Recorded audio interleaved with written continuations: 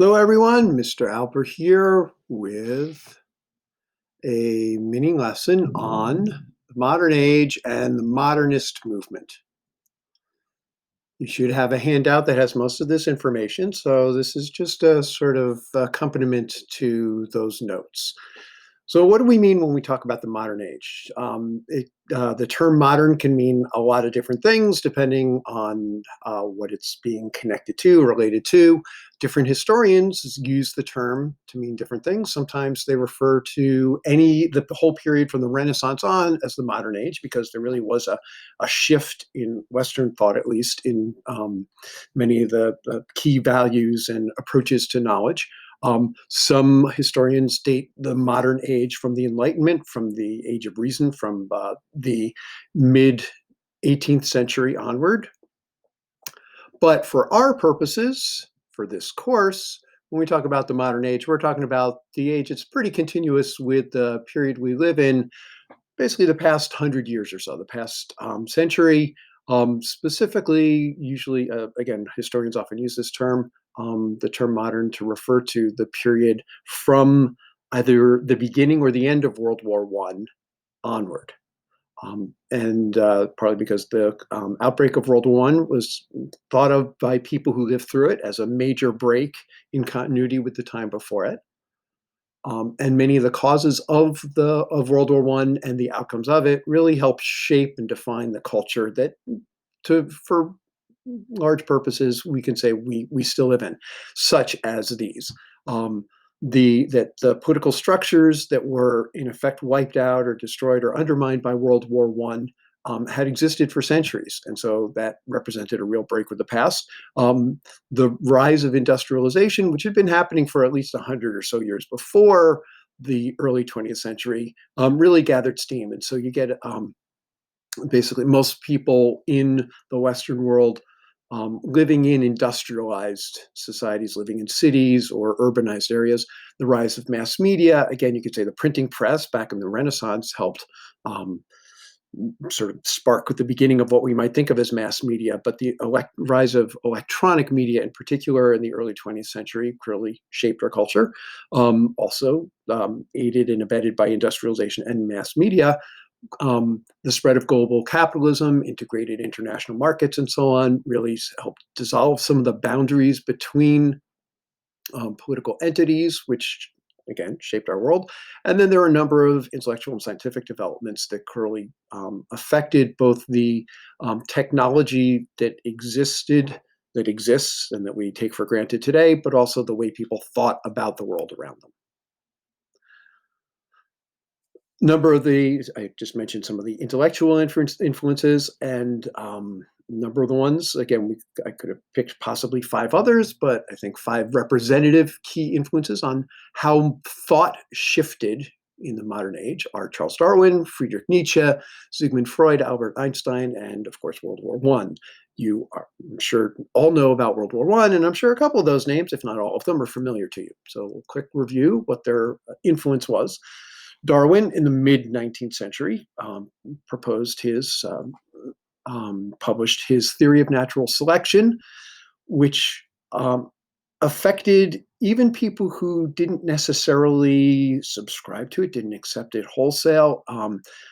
They had to come to terms with it because it provided such a logically persuasive explanation for how living forms developed. In other words, it didn't require the existence of some conscious God shaping the way in which life evolves on Earth to explain how it happens. It provided a sort of mechanical, physical explanation for it.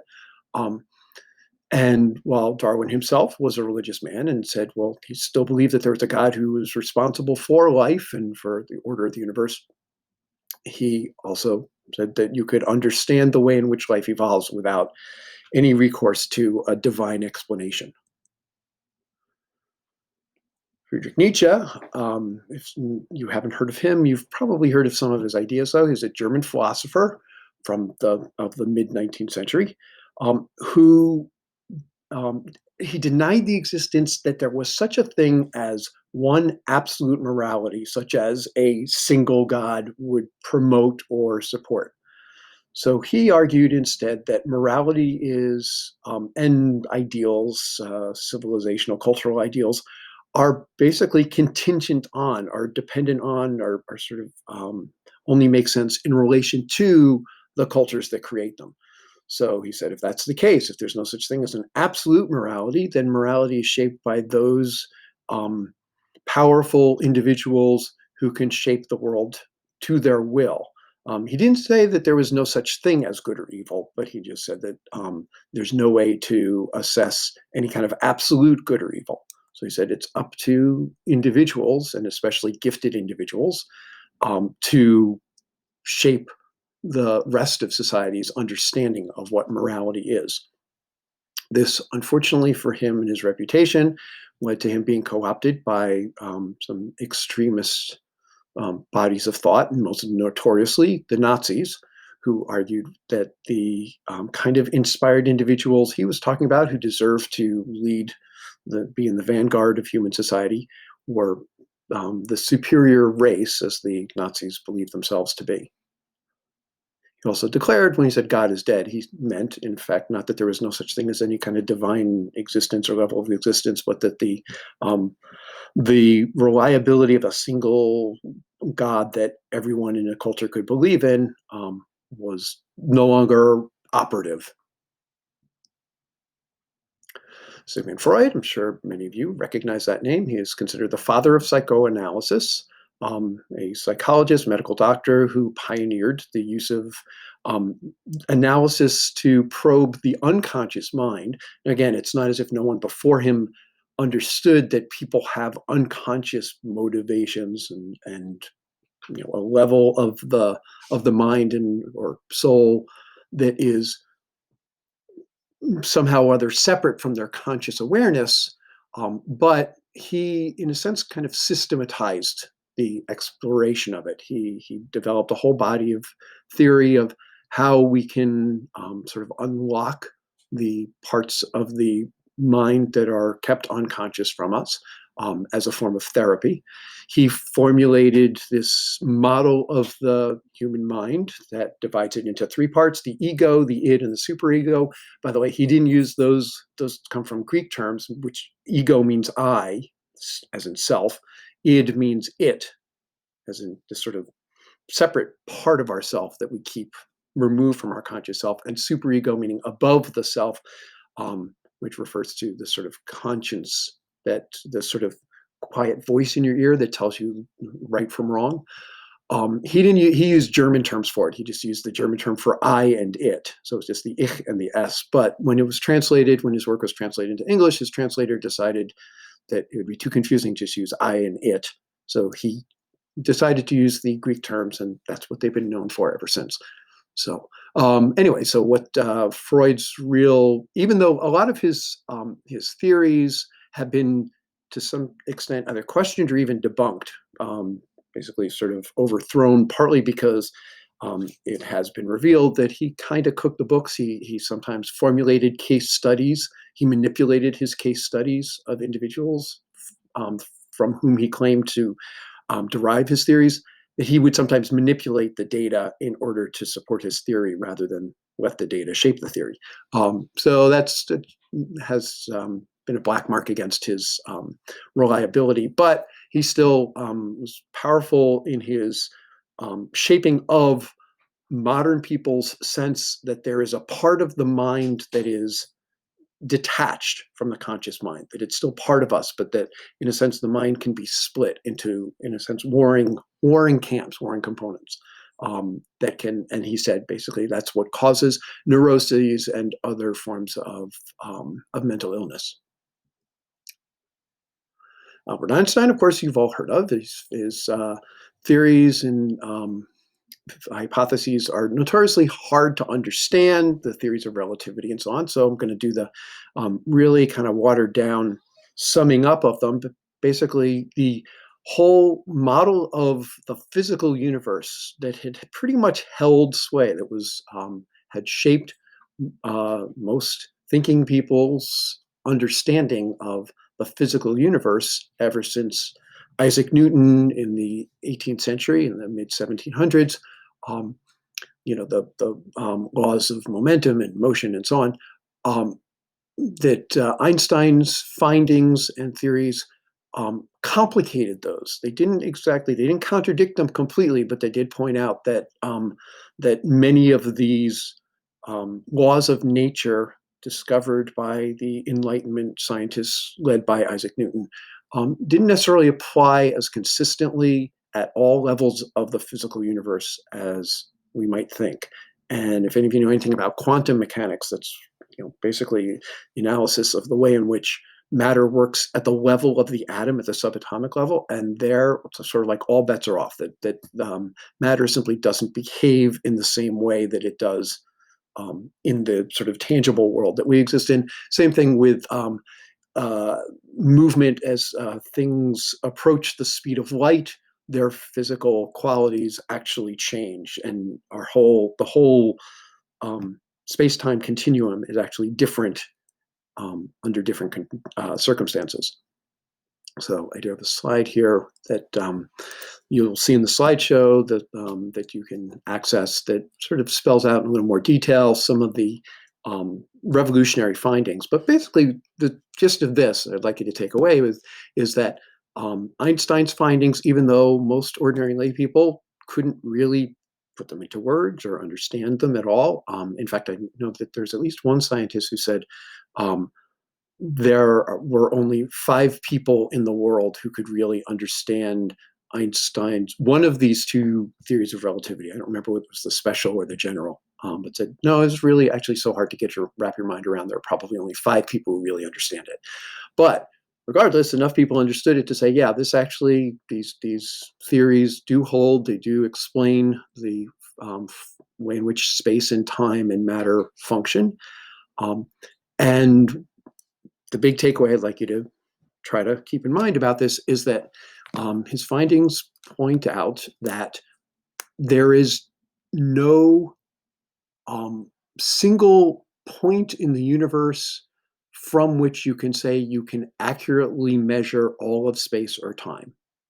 And that's why it's called relativity, that the behavior of matter and the measurement of the phenomena in the physical universe is always going to vary depending on your point of reference. And again, sort of the way in which Nietzsche argued that morality can't be defined from a single standpoint, but is always going to be relative to the culture in which it exists. Einstein said the physical universe and the way in which it impacts any other element in the universe, any other being in it or object, is going to vary relative to its position in the universe. All of which those 4 thinkers, you could say, they kind of dislocated the intellectual center, these sort of the foundations of much of Western thinking in terms of the relationship between humans and God, the relationship between humans and the physical universe around them, the relationship between humans and the sort of abstract morality thought of as a sort of principle that was outside of time, and even the relationship between humans and themselves. More direct sort of physical experience that also sort of caused people to question things they'd taken for granted. The sort of sense that the universe made sense was, as I said, World War I, which if there's one thing that I think I can expect most of you to know about it, it's famous for the unprecedented scale, the unparalleled scale of its destruction and death, the way in which, because of in effect, it was triggered by just a series of interlocking alliances among world powers, that once one bullet was fired in Sarajevo in Yugoslavia, what became Yugoslavia in the Balkans, assassinating one minor member of the royal family there, it ended up triggering a kind of chain reaction of political events. It triggered a bunch of alliances and wars, declarations of war against one another that eventually, before too long, engulfed pretty much the entire world. And so lots of people were fighting wars that there was a death toll that was far greater than any other war fought up to that point. And while there had been wars that, relative to the populations that fought them, might have actually been bloodier in terms of the percentage of people who were killed or wounded, World War One eclipsed all of them just in terms of the sheer numbers. And the fact that so many of these people were dying or lost their livelihoods or lost their, were severely injured. There was so much collateral damage to the places, especially in Europe, where the battles were fought, also in the Middle East.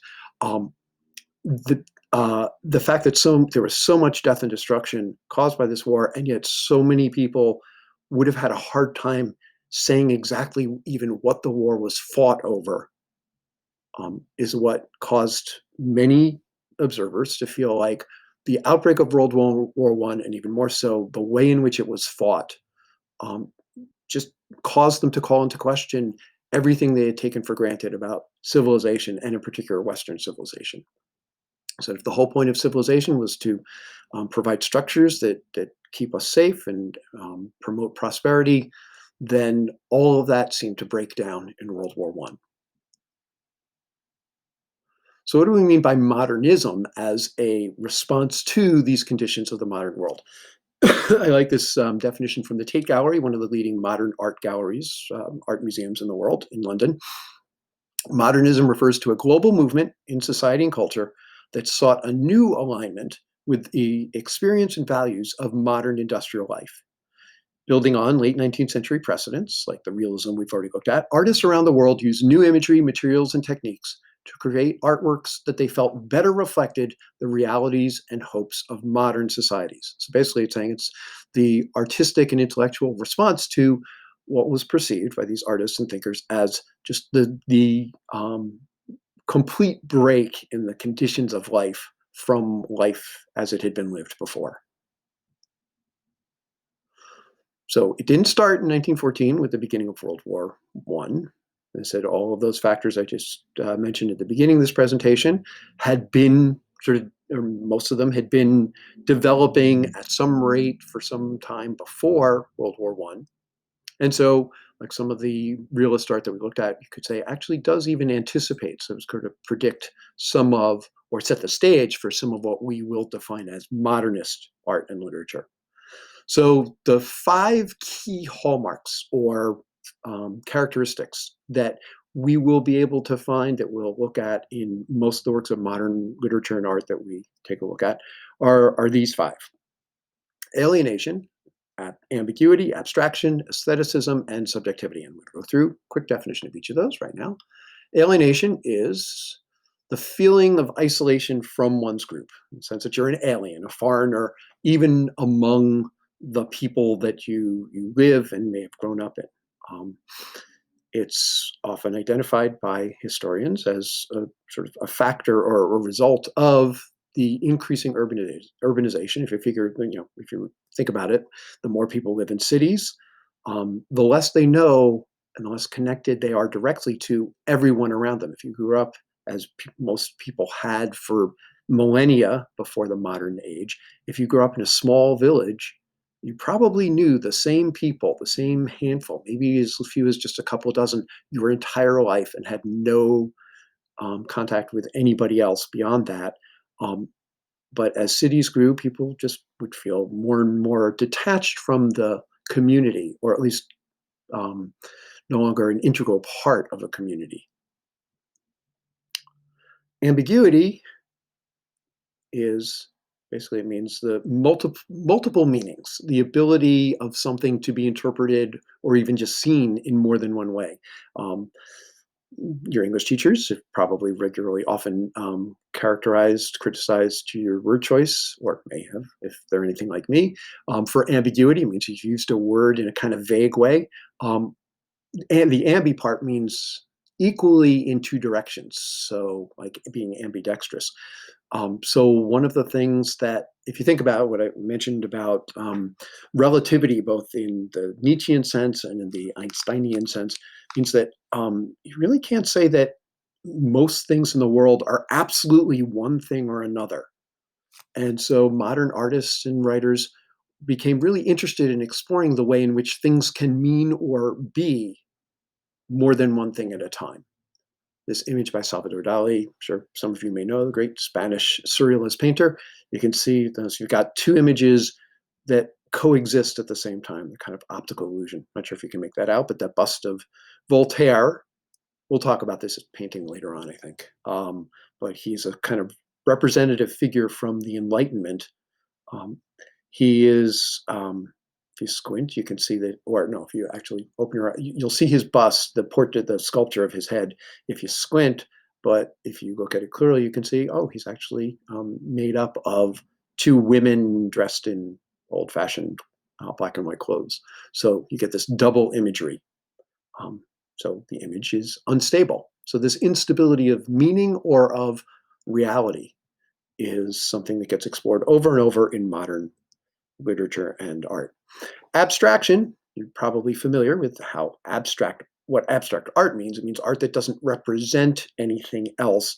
Literally, abstract means sort of derived from or detached from. Sometimes you'll see the term abstract used to refer to a summary of a longer work of writing, like a big scientific study might have a short paragraph at the beginning called an abstract. So it basically boils it down, pulls out the essence from it. So that's originally what abstraction means. So an abstract painting would be one that represents something, but kind of boils it down to the essence. You could say that Edward Hopper's paintings, the realist paintings we looked at, which are really stripped down and don't have any excess, they're kind of abstracted, but they're still recognizable reality. The other thing that abstraction then has come to mean is an art that basically strips away all reference to things outside itself, any representation of anything else, and is just the visual elements alone. So that's a technique that's used in modern art that isn't even completely abstract. Artists, especially in the wake of World War I and the sort of absurdity of the self-destruction of Western culture, turned away from the belief that art could somehow make the world better, other than just by adding some beauty to it. And so a philosophy of art known as art for art's sake, or aestheticism, um, emerged that promoted this idea that art had no obligation to be good or bad, to address moral issues at all or political issues. Its only obligation was to be what it is, to create some kind of beauty. They often had, the artists who promoted this idea often had very original and in some cases revolutionary ideas of what constituted beauty, but they would say that art doesn't have to mean anything. It just has to be. And then subjectivity, this relates to both it connects pretty well to ambiguity. Subjectivity refers to perception from within oneself. If you have an objective point of view, or if you try to look at something objectively, you look at it in itself like a camera. One of the things that modern authors and artists recognize was that individual human beings are incapable of ever being completely objective. We always bring our past histories to our experiences of the world. And also, if you think of Einstein's observations about relativity, there is no one single point in the universe that is completely objective from which you can accurately measure or observe everything. And so one thing that this this particular phenomenon that we find in art and literature sort of promotes or supports is the notion that all experience is always going to be filtered through previous experiences or our place in the world. So, in a sense, it's saying there's no such thing as an absolute reality, but only a relative reality as filtered through our individual consciousnesses. So, just a quick review. Some of the factors that shape modernism: breakdown of political structures that existed for centuries, industrialization, the rise of mass media, global capitalism, and intellectual and scientific developments.